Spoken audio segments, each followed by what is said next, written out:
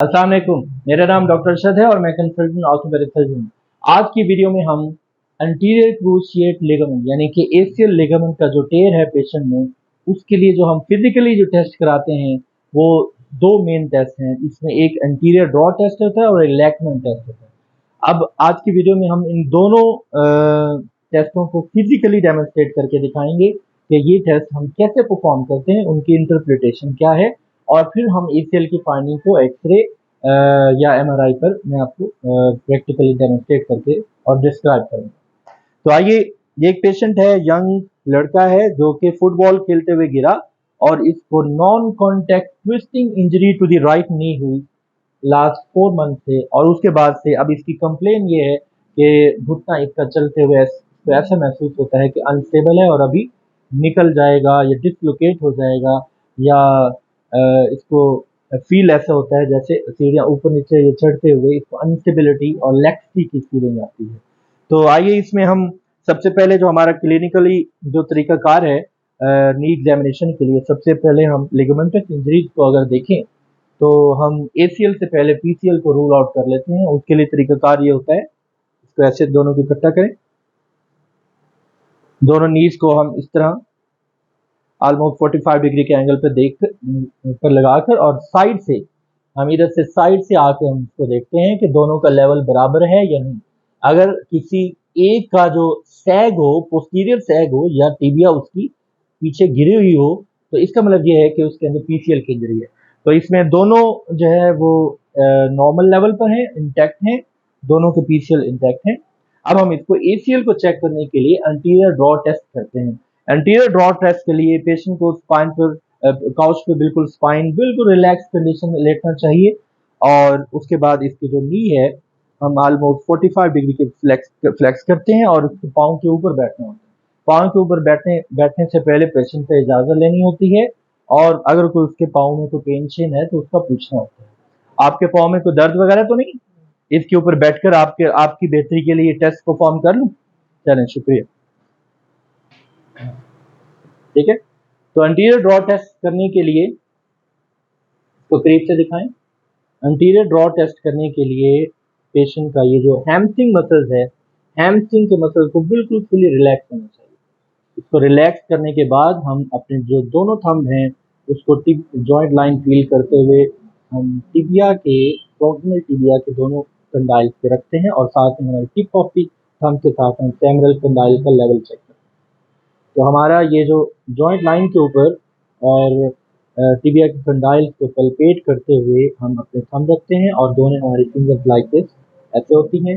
Hamstring muscle को relax करना चाहिए, बिल्कुल टाइट नहीं होने चाहिए, और हम इसको एंटीरियर ड्रॉ करते हैं। ये पट्टा बिल्कुल रिलैक्स हो। ये देखें, ये फेमरल कंडाइल की कंपैरिजन में ये इसका एंटीरियर ड्रॉ है। इसको इसको कंफर्म करने के लिए हम जो है ना इसका एक और टेस्ट करते हैं जिसको लैकमैन टेस्ट। लैकमैन टेस्ट के लिए 30 डिग्री की नी पर फ्लेक्शन होनी चाहिए, और अगर पेशेंट जैसे ये थिन एंड स्मार्ट है, अगर तो बहुत ज़्यादा फैटी पेशेंट है तो उसके लिए आप घुटना भी नीचे रख सकते हैं 30 डिग्री नी फ्लेक्शन गेन करने के लिए। अब ये थिन लीन पेशेंट है, इसको मैंने ऑलमोस्ट 30 डिग्री नी की फ्लेक्शन की हुई है, और मैं एक हाथ से इसकी डिस्टल थाई को होल्ड करूंगा और दूसरे हाथ से मैं इसकी प्रॉक्सिमल टिबिया यानी कि लेग को होल्ड करके इसके टू एंड फ्रो मूवमेंट करूंगा। तो बिल्कुल रिलैक्स, बिल्कुल ढीला छोड़ दें। ये देखें, ये पिट्ठा बिल्कुल इजी छोड़ें, रिलैक्स छोड़ें। ये इसके अंदर लैकमैन टेस्ट है, वो भी पॉजिटिव है। इसका मतलब ये है कि एंटीरियर जो हमारा क्रूशिएट लिगामेंट है वो टॉर्न है। अब इसमें एक और चीज जो हमें देखनी होती है उसे कहते हैं अनहैप्पी ट्रायड। अनहैप्पी ट्रायड को रूल आउट करने के लिए आपको मीडियल मेनिस्कस चेक करना चाहिए, और जो है आपका मीडियल कोलैटरल भी चेक करना चाहिए, क्योंकि एसीएल पोस्टीरियर हॉर्न और मीडियल मेनिस्कस और मीडियल कोलैटरल लिगामेंट ये अगर इकट्ठे डैमेज हो जाए तो इसको अनहैप्पी ट्रायड है। तो उसके लिए हम नी को एक्सटेंड करेंगे, इसको ऐसे रखेंगे, और हम इसकी कोलैटरल चेक करेंगे। ये हम मैं वाल्गस टेस्ट दे रहा हूँ, ये मेरा एमसीएल चेक है 0 डिग्री पे, 30 डिग्री पे। तो 30 डिग्री पे यहाँ पर थोड़ी सी लेग्स की फील हो रही है। आपकी जॉइंट ओपनिंग आपने चेक करनी है, इसमें 30 डिग्री पे जॉइंट की ओपनिंग है। इसी तरह वारस टेस्ट 0 पे नेगेटिव, 30 पे नेगेटिव। इसी तरह आपने मीडियल मेनिस्कस को चेक करने के लिए मैकमिरेज टेस्ट परफॉर्म करना होता है। मैकमिरेज टेस्ट के लिए पेशेंट ऐसे ही सुपाइन लेटा होता है। मीडियल मेनिस्कस को चेक करने के लिए हम वाल्गस टेस्ट देते हैं और फुट को एक्सटर्नली रोटेट करते हैं नी की फ्लेक्शन की मेंटेन करके आपने वाल्गस टेस्ट दिया और फुट को एक्सटर्नली रोटेट किया। एक्सटर्नली रोटेट करके फ्रॉम फ्लेक्शन टू एक्सटेंशन आप मूव करते। तो पेन हुआ आपको?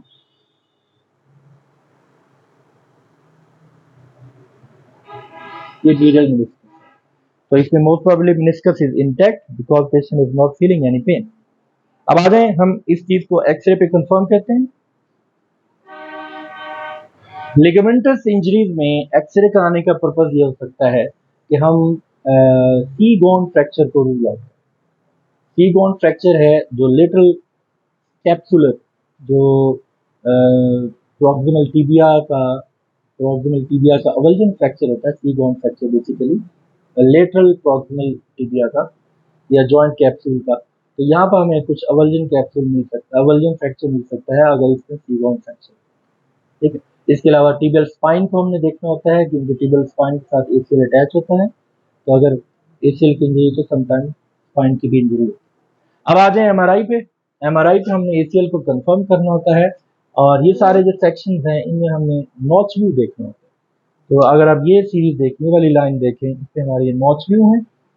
तो बेसिकली ये अभी इसको देखें, ये नॉच व्यू है। इसमें हमारा जो एसीएल है वो यहाँ पर ऐसे लगा होता है। ये जो नजर आ रहा है ये पीसीएल, ये पीसीएल की बकलिंग हुई। तो यहाँ पर एसीएल नॉर्मली अटैच होता है। इसकी जब एसीएल टॉर्न हो जाए तो इसकी नॉन विजुअलाइजेशन होता है। तो लगे कि हमारे नॉच व्यू में अगर एसीएल नजर नहीं आ रहा, इसकी नॉन विजुअलाइजेशन है, तो इसका मतलब एसीएल टॉर्न है। और उसी के साथ साथ में ये इसका पीसीएल की बकलिंग हुई है। और भी साइंस हैं जो कि हम देख सकते हैं, जैसे कि सी बोन फ्रैक्चर है, स्पाइन की अवल्जन है या बोन ब्रूज है।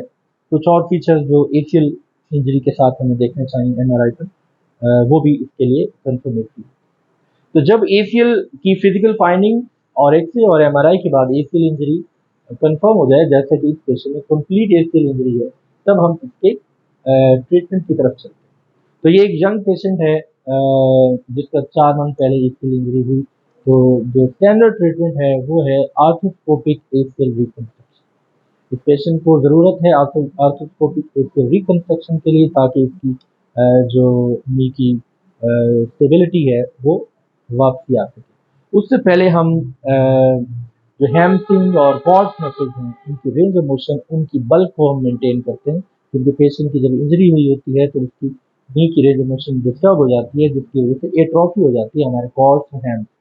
तो उससे पहले हम पेशेंट को फिजियोथेरेपी और इसकी आइसोमेट्रिक जो एक्सरसाइजेज हैं नी की वो एडवाइस करते हैं, ताकि हमारी जो रेंज ऑफ मोशन है वो हमें वापसी मिल सके। और उसके बाद हम प्लान करते हैं आर्थोस्कोपिक एक्सियल रिकंस्ट्रक्शन। उम्मीद है आज की वीडियो आपके लिए मुफीद साबित होगी। अगर आप इस चैनल पर नहीं हैं तो इसको सब्सक्राइब करें और शेयर करें। अल्लाह हाफ़िज़।